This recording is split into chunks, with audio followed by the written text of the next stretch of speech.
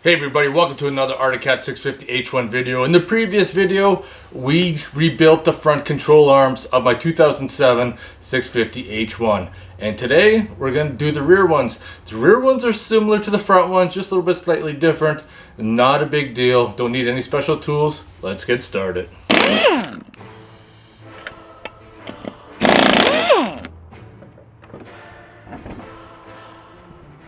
This one here is different from the front, as in the bushings are in this wheel assembly or wheel hub assembly, and then the bushings are in the back. You can see looks like those back ones are starting to look a little bit rough.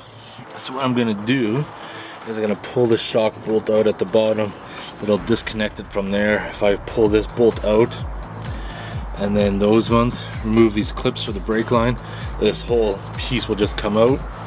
We'll do it, put it back in, and then it'll be the same for the bottom.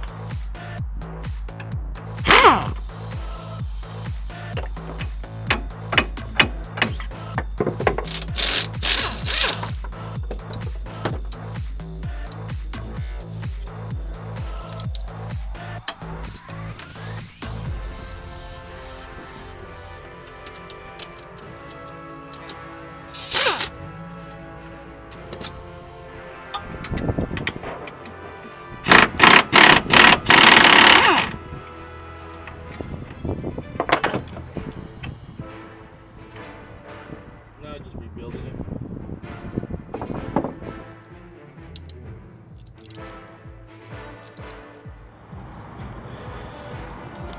Get that pin out of there.